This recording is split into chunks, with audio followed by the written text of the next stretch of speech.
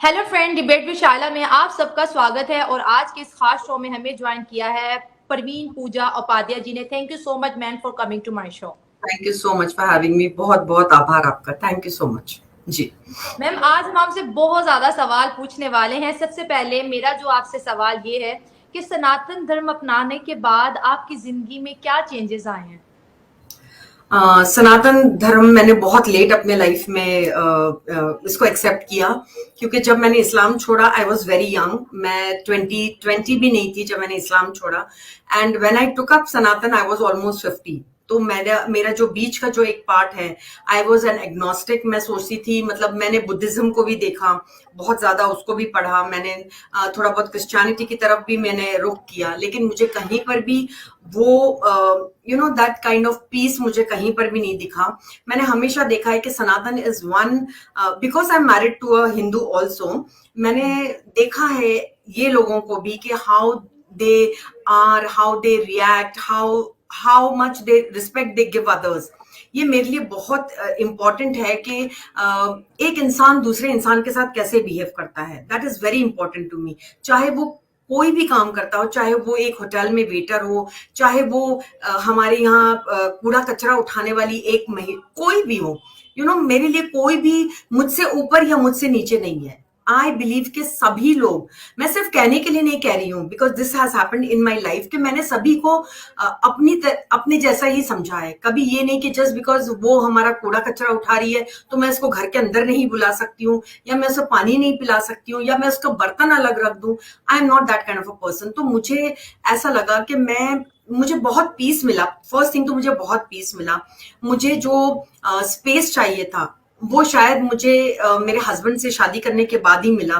मुझ पे कोई दबाव नहीं था कि you have to take up Sanatan, कि आप एग्नोस्टिक क्यों हैं, आप इसमें क्यों नहीं बिलीव करती। आज मैं अगर ये नहीं होती, एक सनातनी नहीं होती, तो शायद मैं एक बुद्धिस्ट होती, शायद मैं कैथलिक होती, कुछ भी होती। तो मेरे हस्बैंड को इससे कोई प्रॉब्लम ना होती, ना उनके जितने भी रिश्तेदार हैं, जो मेरे करीबी रिलेटिव्स हैं, उनको भी प्रॉब्लम नहीं होती। तो मुझे ऐसा लगता है कि सनातन में आके मैंने बहुत कुछ पाया है। I have learned one thing, that I'm very much in sync with nature. I love everything. I am I am become a person very less aggressive जो मैं पहले थी in 20s. What I was I was a little bit aggressive. That comes from the nature, from your parents. Especially my father was very aggressive as a person, as a Muslim. बहुत ज्यादा aggressive थे, तो मुझ में वो aggressiveness था। लेकिन कहीं जाकर मैं अभी बहुत ज्यादा मेलो डाउन हो गई हूँ। I would say that I'm in love with my life. That is what I would say. Yeah. मैं मेरा दूसरा सवाल आपसे है कि सनातन धर्म वुमेन्स को कितना एम्पावर करता है, क्योंकि हम देख रहे हैं कि एक अगर सनातनी विमेन का कंपैरिजन किया जाए एक मुस्लिम विमेन से, तो सनातनी लड़कियों को ज़्यादा आज़ादी हासिल है। तो वो देखती जब है कि एक इस्लाम की जो लड़की है वो बहुत ज़्यादा कंजर्वेटिव माहौल में रहती है, तो क्या वो सोचते हैं, वो कैसे रिएक्ट करते हैं? पहले तो मैं ये बताना चाहूंगी कि ऑफकोर्स सनातनी लड़कियों में उनको ज्यादा फ्रीडम दिया जाता है। They have full right to educate themselves. आप देखेंगे कि जब दो बच्चे होते हैं एक फैमिली में, तो उन बच्चों के ऊपर माँ बाप ज्यादा ध्यान दे सकते हैं, उनको पढ़ा लिखा सकते हैं, चाहे वो एक लड़की हो चाहे वो एक लड़का हो। मैं ये देखती हूँ कि सनातन में अगर आप अगर लॉजिकली सोचो, तो आप देखो कि कितनी मुस्लिम लड़कियां, अगर आप कहती हो कि फ्रीडम फ्रीडम, कितनी लड़कियां हैं जो आ गई हैं बाहर, कहती है नहीं हमको ये सब मंजूर नहीं है। कितनी यूट्यूब पे देखो आप, फिल्मों में देखो आप, हर जगह लड़कियां आ गई है बाहर, क्योंकि they are fed up of this conservative जो माहौल में उनको रखा जाता है, जबरदस्ती रखा जाता है। आई थिंक कि जो सनातन में है वो इस्लाम से कंपेयर नहीं किया जा सकता। सनातन में जब आप कहते हैं कि, जैसे मैंने बहुत सारे मौलवियों को सुना है कहते हुए कि अरे सनातनियों को क्या है, ये लड़कियों का मतलब कोई ईमान नहीं है, इनको कोई शर्म नहीं है। मैं कहती हूँ कि तुम किसकी बात करते हो? सनातनी लड़कियों की, उनमें भी शर्म है। तुम उनको नीचा दिखाना चाहते हो, ये बात और है, क्योंकि तुम अपने ऐब छुपाना चाहते हो। तुम ये नहीं दिखाना चाहते हो दुनिया को कि तुम कैसे जुल्म कर रहे हो अपनी औरतों पर। मैं औरत वर्ड भी कभी यूज नहीं करती हूँ, लेकिन यहाँ पर करूंगी ये वर्ड यूज, क्योंकि औरत का मतलब जब से इसका मतलब मायना मैंने जाना है, मैंने ये वर्ड छोड़ दिया है बोलना। अब यहाँ पर औरतों को मुझे बताओ, ना पढ़ने लिखने का, बहुत कम लड़कियां, मैं तो कहती हूँ लड़के भी, फॉरगेट अबाउट लड़कियां, लड़के भी नहीं पढ़ पाते हैं क्योंकि उनको पढ़ाया नहीं जाता है। पहले तो आप मदरसे में उनको भेज दो, अगर आप उनको वो तालीम भी दोगे जो हर एक बच्चे का एक राइट होता है तालीम के ऊपर, वो तालीम नहीं देते हो। आप मदरसे में कुछ पढ़ा रहे हो, वो जाके स्कूल में कुछ और पढ़ रहा है। There is so much of contradictions होते हैं। और चलो मैं फिर से अपने टॉपिक पर आ रही हूँ कि ऑफ कोर्स सनातनी वुमेन को बहुत ज्यादा फ्रीडम है, फ्रीडम ऑफ स्पीच है, वो बोल सकती है, वो सुनी जाती है। आई फील वो सुनी जाती है। और दूसरी बात ये भी है कि उनको टेंट के अंदर दफन नहीं किया जाता है जिस तरीके से इस्लाम में किया जाता है, मुझे लगता है उस तरीके से। अब फ्रीडम का क्या मतलब शायला? इसका ये मतलब नहीं है कि freedom is what, freedom of space, freedom to talk, freedom to listen, ये होता है। क्योंकि कितने सारे आपके पाकिस्तानी यूट्यूबर्स हैं जो मुझे कहते हैं कि मैं इस उम्र में आकर फैशन करती हूँ। क्यों ना करूं भाई, कोई प्रॉब्लम है आपको? आपके बाप ने मुझे मेकअप किया है, आपके बाप ने मुझे मेकअप करना सिखाया है, या मैं मेकअप अपने लिए कर रही हूँ, अपने अपने हिसाब से कर रही हूँ। मुझे बहुत लोग कहते हैं कि इस उम्र में आके मैंने अपना यूट्यूब चैनल खोला, so what, I can do anything at any time, it's none of their business. और दूसरी बात कि हर एक वुमेन को कुछ ना कुछ करना चाहिए ऑल द टाइम। क्या बच्चे पैदा करो और फिर उनको बड़े करो, क्या तुम्हारी जिंदगी का एक ही मोटिव है लाइफ में? I think the most I think deprived और सप्रेस्ड वुमेन इज एन इस्लामी वुमेन, चाहे आप मानो ना मानो, क्योंकि मैं देख चुकी हूँ, मैंने देख चुकी हूँ। वो कहीं जा नहीं सकती, उसको महरम हमेशा चाहिए। Why can't a women B free? Why can't she go out? Why can't she speak? वो ही कहे जो हस्बैंड कहेगा, या वो ही कहे जो माशरा कहेगा, ऐसा नहीं होता है। आज आप सारी दुनिया में देखो, why are people revolting? Iran में ऐसा क्यों हो रहा है? यू नो, हर जगह आप देखो कि कहीं ना कहीं एक एक एक हद होती है, एक हद तक ही इंसान बर्दाश्त कर सकता है। और सनातनी का मैं एक और बात कहूं कि वो स्पेस देना जानती है, क्योंकि उसको पता है उसका हस्बैंड नहीं जाएगा कहीं और। आप एक सनातनी वुमेन की बात मैं कहती हूँ कि उसको पता है उसका हस्बैंड यहाँ वहां नहीं जाएगा, वो 4 शादियां नहीं करेगा, वो उसको बच्चे पैदा करने की मशीन नहीं बनाएगा, और वो कभी नहीं करेगा ये सब, because he respects his wife. Okay, he respects, क्योंकि उसके बुक्स में दिया गया है that you have to respect your wife. अब ये बात और है कि वो अगर जाकर उसको मारता है या कुछ है, दैट इज हिज अपब्रिंगिंग। और मे बी कि वो मतलब इतना नहीं जानता है, ये इतना पढ़ा लिखा एजुकेटेड नहीं है, लेकिन ज्यादा 100% में से मैं कहती हूँ 90% know how to be with their wife, how to raise their childrens, and how to respect women. Respect women, that is very important. तो ये सनातन में मैंने देखा है, मैंने सीखा है, और मैं हमेशा कहती हूँ कि जो सनातन में मैंने पाया वो मैंने बहुत सारी जगह मैंने ढूंढा, वो कहीं नहीं मिला। जी। एक चीज जो हम नोटिस कर रहे हैं कि मुसलमान जो बच्चे बच्ची हैं बहुत ज्यादा भगवत गीता को पढ़ रहे हैं, और इसको एक नेशनल बुक भी कहा जाने लगा है, क्योंकि ये अब कंपलसरी कर दी जाएगी। अमेरिका, कनाडा में देखिए, वहां पर भी बच्चों को भगवत गीता सिखाई जा रही है, बताई जा रही है। तो भगवत गीता एक प्रैक्टिकल लाइफ में कितना ज्यादा रोल प्ले करेगी अगर ये सब सीखने पढ़ने लग जाएंगे? जी हाँ। मैं एक ही बात जानती हूँ कि सनातन में, मैं सनातन की आज बात कर रही हूँ, हाँ, गीता हर जगह पर क्यों पढ़ रहे हैं लोग? कुछ तो होगा ना, मतलब देयर इज। अगर आप कहते हो कि ओके महाभारत हुई, see the reason behind it.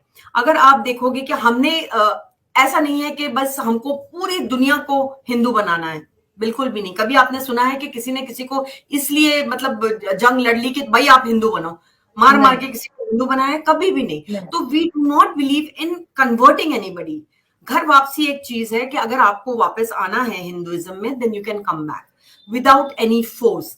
क्यों क्रिश्चियनिटी, क्यों इस्लाम, क्यों चाहती है कि और लोग कन्वर्ट हों?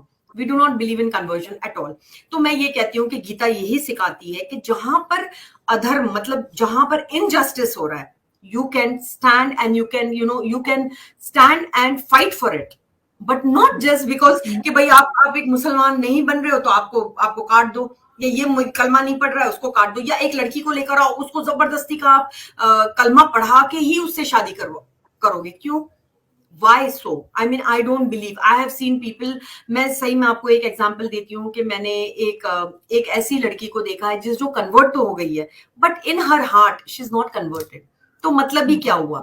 ये सब ऊपरा ऊपरी होता है। Until and unless a woman comes out and says that okay, I am really willing to do it, you should not force anybody. तो मुझे ऐसा लगता है कि गीता जो पढ़ाई जा रही है, आई थिंक पूरा आज पूरे मतलब मैं सिर्फ कनाडा या सिर्फ अमेरिका, यहाँ नहीं, बहुत सारी जगह लोग अप्रिशिएट कर रहे हैं, लोग समझ रहे हैं, because this is a very old text and it has got nothing to do with, like, with one religion. It's not a cult, it's not about a cult.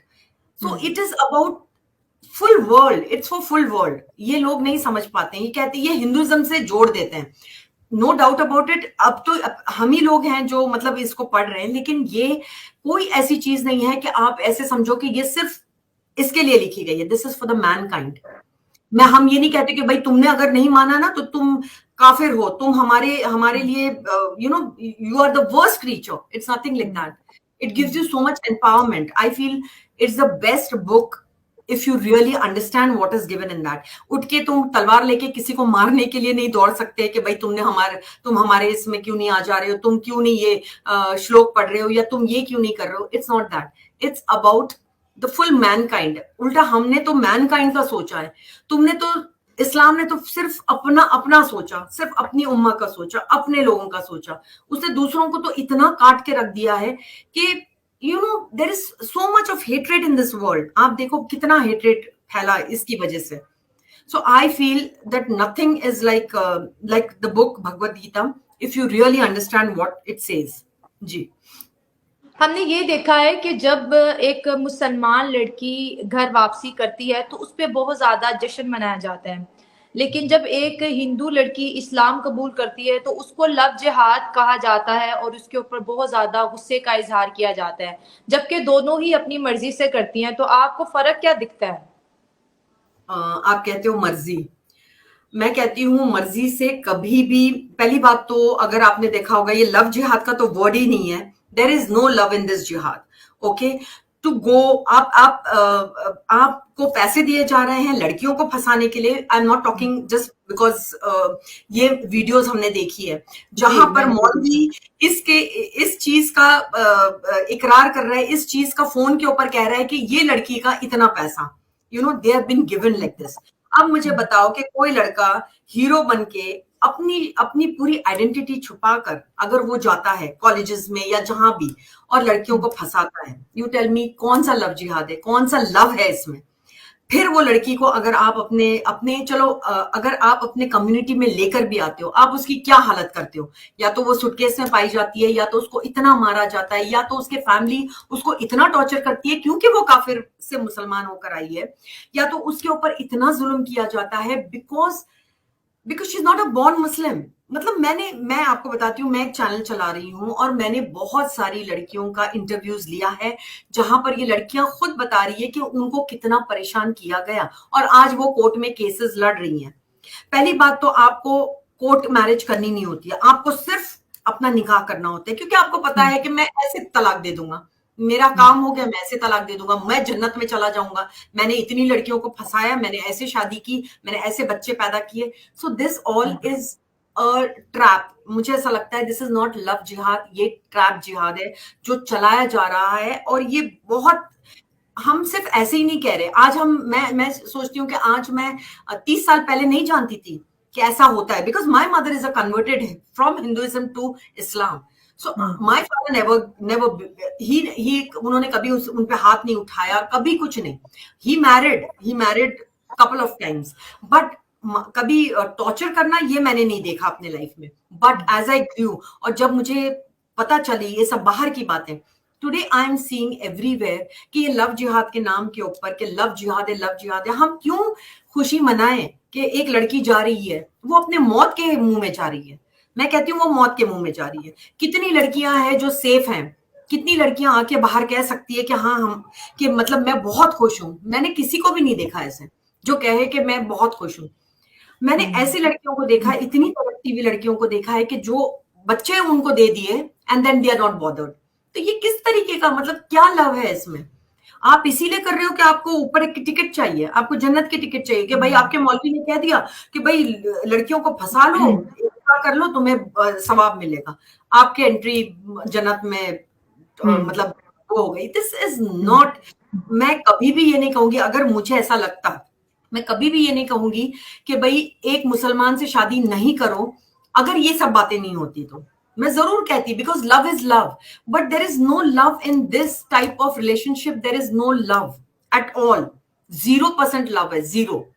तो मैं ऑफकोर्स, और जो घर वापसी करती हैं, बिलीव इट और not Shaila, इतनी लड़की, आप मेरे, अगर कोई देख रहा है मुझे, मेरे यूट्यूब पे जाकर अगर आप देखेंगे, लड़कियां जिन्होंने हस्बैंड, अपने हिंदू हस्बैंड से शादी की है, they are so happy. Why are they happy? सोचने की बात है, ये लॉजिक की बात है। Why are they happy? पागल थोड़ी हो गई हैं, जबरदस्ती थोड़ी कहेंगी कि भाई मुझे यहाँ आकर सुकून मिला है, तो क्यों कहती है ऐसा? तो इसके बारे में सोचने की बहुत जरूरत है जी। Ma'am, daughter is a blessing of God. और आज के ज़माने में हम देखते हैं कि बहुत सी बच्चियां हैं कूड़े के ड्रम में से मिलेंगी, बहुत सी बच्चियां ऐसे होंगी जो इदारों में पड़ी मिलेंगी, जिनका कोई वाली वारिस नहीं होता है। और इस्लाम में अगर हम बात करें तो हमें भी यही बताया जाता है कि जिससे अल्लाह खुश होता है उसको बेटी अता करता है। लेकिन हम देखते हैं कि ये चीज जो है 1400 साल पहले से भी है कि जब लड़की पैदा होती है तो पेरेंट्स ना खुशी का इजहार करते हैं, ना खुश हो जाते हैं। लेकिन जब बेटा पैदा होता है तो उस पर ज्यादा खुश होते हैं। हो सकता है कि मुस्तकबिल में वो बेटी बेटे से ज्यादा काबिल हो। तो क्या सनातन धर्म में भी ऐसा होता है, जब बेटी पैदा होती है तो पेरेंट जो है उसके उसकी पैदाइश पे खफा हो जाते हैं? क्योंकि हमने तो ये देखा है कि सनातन धर्म में जो है बेटियों को गॉडेसेस का दर्जा दिया जाता है, उनको उनको पूजा जाता है, क्योंकि उनकी गॉडेसेस मंदिर में उनकी मूर्तियां होती हैं। तो क्या सीन है, बताइए। ये जो आपने कहा ना, ये बहुत, मैंने, मतलब मैं ये नहीं कहूंगी कि India, but this is a cultural problem, not a religious problem. Okay, ये सनातन का प्रॉब्लम कभी भी नहीं था। विमेन को, अगर बच्चियां हैं, ऐसा भी टाइम आता है जब बच्चियों के पैर धोए जाते हैं, उनकी पूजा की जाती है, मतलब उनको इतना रिस्पेक्ट दिया जाता है। पूजा मीन्स जी। Not literally praying, but they are given that kind of respect, कि आप एक देवी समान हो। You are not a goddess, but you are just like goddess. हम सबको गॉडेस नहीं कहते, but you are as good as a goddess. We respect you that much, that is one thing. अगर कोई ऐसा करता है, चाहे वो इंडियन हो, चाहे वो सनातनी हो, चाहे वो कोई भी हो, आई कंडेम इट टोटली। मैं तो इसके ऊपर भी बहुत खफा होती हूँ जब दहेज की बात होती है, कोई भी चीज विच इज मैं कहूंगी कि ये तो मतलब सब ये ऐसे प्रॉब्लम्स है जो एक माशरे में होते हैं। It's in a community, it's has got nothing to do with religion. अगर आप रिलीजन की बात करो, अगर आप सनातन की बात करो, तो आप देखो कि हर जगह विमेन को पढ़ने से लेके हर चीज में, अगर आप तलवारबाजी बोलो या आप उसको कोई चीज सीखना हो, चाहे वो आर्ट फॉर्म हो, चाहे वो डांस फॉर्म हो, एवरीथिंग इज अलाउड। यहाँ पर मुस्लिम लोगों में, अगर मैं खुद अपनी बात कहती हूँ, मुझे कथक सीखने का बहुत शौक था बचपन में। मुझे ऐसा लगता था कि मैं कथक डांसर बनूंगी, मुझे बहुत शौक था। मैंने अपने अब्बू से, मतलब अपने मम्मी से, अब्बू से तो इतनी हिम्मत नहीं होती थी बात करने की। I told my mother, the response that when I was only 10 years old, the response I got was not good, कि हमारे खानदान में, हमारे यहाँ ऐसा नहीं होता। भाई हमारे यहाँ ऐसा नहीं होता, हमारे यहाँ ऐसा नहीं होता, तुम्हारे यहाँ क्या होता है? पर्दे के पीछे बहुत कुछ होता है। अगर मैं अभी मुंह खोलूं तो पर्दे के पीछे मैंने हजारों को देखा है बहुत कुछ करते हुए। So it is just an individual. एक लड़की कथक डांसर होके भी she can have the best of character. एक बुरखे के अंदर रह के she can be immoral. Again, I am not judging any women here, but I am just saying कि ये बात मत करो कि कथक डांसर बनोगी तो हमारा खानदान ऐसा होगा और हमारे मुसलमान, अरे क्या मतलब, कहाँ पर ये सब कहाँ से आता है कि जो प्रोस्टिट्यूट्स होती है वो नाचती है? It's an art form. ये समझने की लोगों को जरूरत बहुत है। और मैं ये बात का 100% कंडेम करती हूँ कि अगर तुमको लड़की पैदा होती है और अगर तुम फेंक देते हो, तो तुमसे ज्यादा गंदा और गिरा हुआ इंसान और कोई नहीं मैं समझ सकती हूँ, कि तुमने अपनी बच्ची को उठा के फेंक दिया, कि तुमने अपनी बच्ची को उठा के बेच दिया। You are the worst, in my eyes you are the worst person. या तो तुम बच्चे पैदा मत करो, या अगर जो भी मिलता है, अगर तुमको 2 बेटियां भी है, वो देखो, नाम तो कौन से तुर्रम खान हो भाई कि तुम्हारा नाम चलना चाहिए? I don't understand this logic at all. अगर आज मुझे बेटा नहीं होगा तो इट्स ओके, बिग डील। कौन सा खानदान का नाम आगे आगे जाके हमारा क्या हो जाने वाला है? Where are we going to be written in history? So big deal. तो अगर आपको 2 बेटियां होती है, अगर आप मर मर के 3 भी कर लेते हो कि चलो तीसरी बार तुक्का लग जाएगा और मुझे लड़का हो जाएगा, और तब भी आपको बेटी हुई, तो आप क्यों रोते हो? ये बेटियां ही आपका नाम रोशन कर सकती है। Why do you have such, ये मेंटालिटी कहाँ से आती है? I don't understand. ये बहुत सालों से, I don't know, again I will not blame Islam only for it, because हम कोई घास खाते हुए इंसान नहीं है, हमको भी सब समझता है। अगर तुम जुल्म बेटियों पे करोगे तो I think you know your I think that it is the worst thing you can do to a girl child. मुझे लगता है कि लड़कियां और लड़कियां ज्यादा पढ़ रही हैं, ज्यादा अपने माँ बाप की का ध्यान भी रख रही हैं, उनको हर चीज में मदद कर रही हैं। I think women empowerment, if you talk, is what is happening today. Women are more likely to look after their parents, to look after, they are compassionate. They will, even if they are married, they will come running to their parents, that kind. तो लड़कियों को इस तरीके से वो मत करो कि लड़की हो गई तो आप फेंक दो, या लड़की हो गई तो आपको नहीं चाहिए. Why would you not want or do not have kids at all? I would say that. अगर आपको ऐसा है कि लड़की होगी तो मैं उसको नहीं पालूंगा. So this is one of the worst things that is happening. या होती थी, अब तो बहुत कम है. अब तो लोगों की आंखें खुल रही है और इंटरनेट बहुत लोगों को बहुत कुछ समझा रहा है. जी मैम, मोदी जी जब से आए हैं तो मुस्लिम विमेन्स भारत में बहुत ज्यादा खुश हैं, बार बार योगी जी का नाम पुकारेंगी, बार बार मोदी जी का नाम पुकारेंगी. तो ये 10 सालों का जो भारत का स्टेटस सबके सामने आया वो तो बहुत ज्यादा ब्राइट है. लेकिन उससे पहले विमेन्स क्या भारत में इतनी ज्यादा खुश नहीं थी? क्योंकि वो कहते हैं कि हम सिर्फ मोदी जी के साथ खड़े हैं, हमारा इस दफा वोट मोदी जी को जाएगा. मुझे बताओ क्यों कोई विमेन जबरदस्ती मोदी मोदी करेगी? अरे एक इंसान ने जो अपनी बीवी से पूछा कि तूने किसको वोट दिया, उसको तो निकाल बाहर कर दिया उसने, जब उसको पता चला कि मोदी को वोट किया है उसने. मतलब this kind of hatred men have. या आई वुड से कि क्या नहीं दिया मोदी जी ने. Forget about bringing our country to that level where it was not before. Second thing, मुझे एक और बात बहुत ज्यादा, मुझे तो लोग मोदी की चमची और आरएसएस की चमची बुलाते हैं, क्योंकि आई bluntly say that yes, I am in love with Modi. I respect him.